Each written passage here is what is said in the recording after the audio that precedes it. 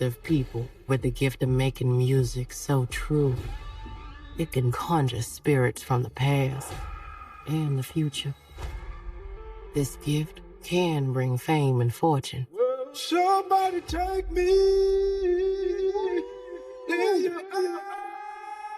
But it also can pierce the veil between life and death. Listen here, this ain't no house party. Shit. Y'all ready to drink? Y'all ready to sweat till y'all stink? You want some? You keep dancing with the devil. Careful, boy. You gonna bite off more than you can chew.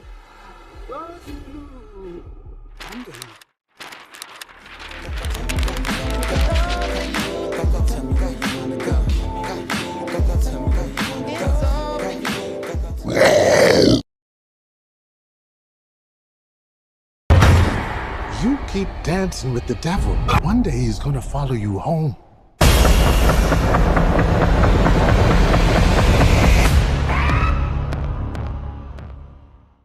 In an era dominated by sequels, reboots, and intellectual property safety nets, Sinners storms theaters as an original screenplay and still commands audiences. That alone is a flex. Original stories rarely get this kind of financial trust anymore anyway.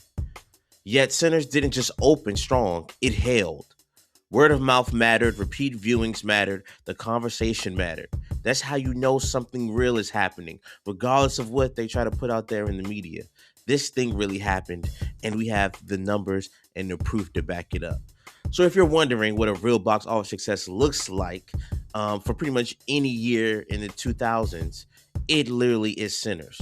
Because it wasn't just a franchise installment, it wasn't a remake, it's not based on the best-selling whatever. This was an original screenplay, and yet it still moved like it was a blockbuster. The receipts are pretty clear. Sinners finished at over 279 million domestic, over 88 million international, and so that makes it over 368 million worldwide. Imagine if they would have backed it and gave it the same media push that we've seen for some of these other movies. It opened at 48 million in the US, launching in 3,308 theaters, peaking at 3,518 theaters. Literally, a theater in my area didn't carry it for the first week, and because of so much uproar and people asking why they didn't have this movie in the theater, they started carrying it I think a couple weeks later, and literally showed the movie for it had to have been at least over a month beyond when it originally landed in theaters. And that's also shown in part across the country, which is the studio's dream. It had legs. The legs multiplier was 5.83, meaning it kept pulling audiences long after opening weekend. In the first 2 weeks alone, it hit 123.2 million, with just IMAX contributing 23% of revenue in that stretch. AP also noted that premium formats, including IMAX, were a major draw, with IMAX making up a significant share of weekend to global revenue. That's called repeat viewing. I need to see it in that format energy, which I was that person. I saw it 6 to 7 times in several different formats. I enjoyed it that much. This kind of thing turns movies into eras. It's a clear statement. And prepare yourself to see a lot of Hollywood trying to reenact what we just saw with Sinners.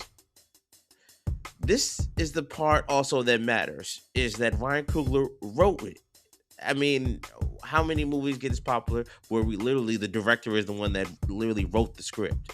This isn't a story by, not characters from.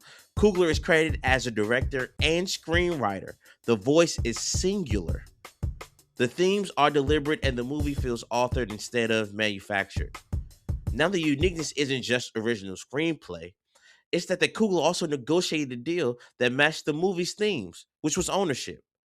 Reports say Warner Bros. Agreed to terms including final cut, first dollar gross, most famously ownership rights that will revert back to Coogler after 25 years.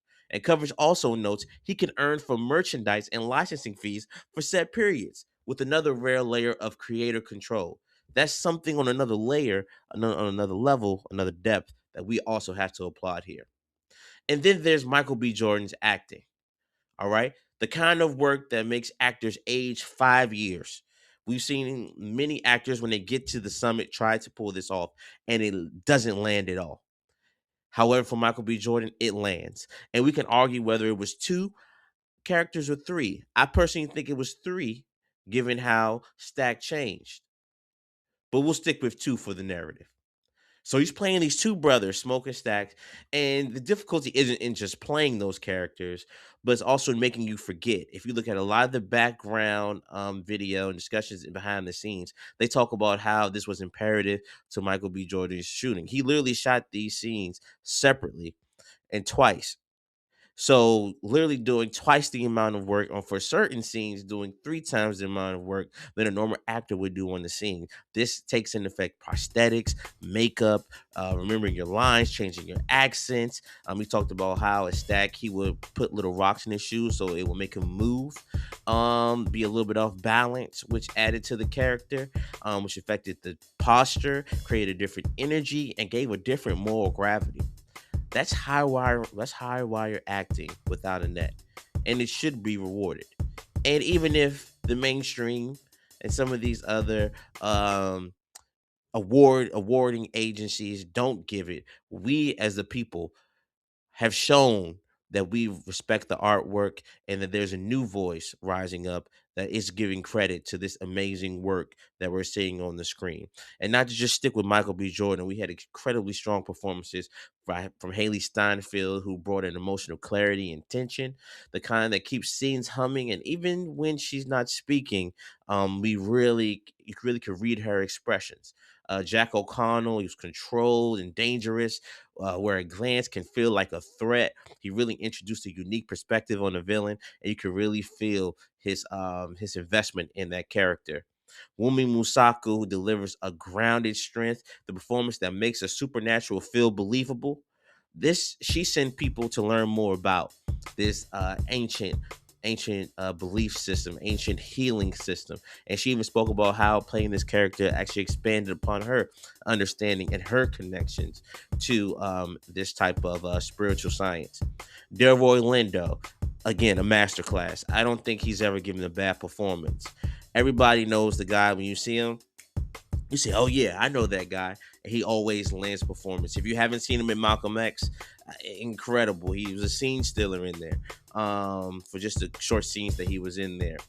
His presence raises the film's prestige meter instantly. And one of the things that really is a huge take home is that he freestyled one of his most impactful scenes of when he was beginning to when telling the story about his friend who had been lynched after they had performed for sheriffs in the town. I don't want to give too much away if you haven't seen it. Well, if you listen to this, you haven't seen it. I don't know where you've been. You need to go see it. Left that out in the opening because it should be obvious by this point. But anyway, back to Delroy Lindo, an incredible actor, and the fact that that scene was almost cut out just shows to how much he researches the character and really becomes that character that he freestyled that moment. Some of his lines were my favorite in the movie.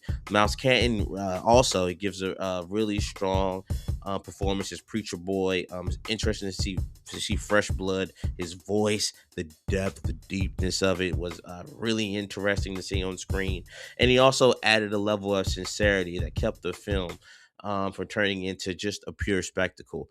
He the fact that he learned how to play the guitar in 3 months, I found that really commendable. The person who was in charge of music said that we were literally hearing him string the notes, which I think really shows his commitment to the craft.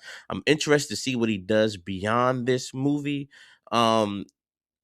Because he's going up against stalwarts in the game, so it's kind of hard to see like what he actually has and will bring. So I'm excited to see what comes from him in the future.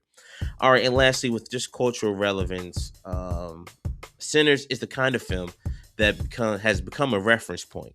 It's been over a year. There's a reason why I waited to review this movie. This is the reason why I started this page, honestly. But I wanted to take some time to really sit with it and feel it and hear other people's point of view on it and to see, what I knew was going to come with some of these awarding agencies trying to find ways to discredit what probably is the best movie in the last 5 to 10 years. Not saying it's the best in the last 5 to 10 years, but it's in the top 3 or 5. I haven't sat down and actually looked at them all, but it's up there for me. It truly is. And so again, it becomes a reference point. And yes, it's horror, but it's also about the weight of history and identity and the cost of trying to outrun who you used to be. People didn't just watch it; they debated it, rewatched it, and turned it into conversation. I took something away different every time I sat down and viewed this movie. It's fascinating the different perspectives and conversation that Coogler was able to all put into this movie. In a past review, I said this movie gives you something on the surface level, if that's what you want. It gives you something in the middle, and it gives you something in grand depth. If you want to go and research and look, there's clear hints of all three groups of people being satisfied with this movie and what it gives you. Which brings me back to Coogler. At this point, we're not predicting greatness, we're tracking it. The awards attention is already reflecting some of it from major nominations. We don't want to lean too much on those. We want to trust what the people are saying, what we see with our own eyes. But again, this is an undeniable masterpiece we're watching, and in real time. That cannot be understated. So he deserves, and he has earned our support. And seeing the success of Sinners, he's getting that. He's a director who belongs in the all-time conversation already, and that's really surprising for me, having had tracked his career from the beginning, to see how quickly we got here. But I mean, like I said, the director and screenwriter for original play. I mean, this is something that's on his jacket that a lot of directors don't have, who are already in the all-time conversation. So as he's going to continue to keep building his case, one original swing at a time, including some of the other IP classics that we know him for, such as Black Panther. We truly have to step back and really appreciate the time that we're in, and being able to witness a true artist create in this craft, and bring along other nameless people who will be nameless, but also are amazing creators. I think for Coogler, it also shows that he's an inflection point for a lot of talented, invested people. And if you watch a lot of the behind the scenes material, which I encourage you to do so, it's all over YouTube, you will see all of the great arts and craftsmanship that he has developed relationships with over the time, that create something on the screen that you cannot only just see, but it also makes you feel. Sinners didn't win by playing it safe, and that's why this is such a spirited review for me. It won because it was original, technically ambitious, and performed at an elite level. And the box office numbers prove audiences are still hungry for movies that actually have a pulse. And that's why we are here. Real time critics want real time movies with real time directors. Peace.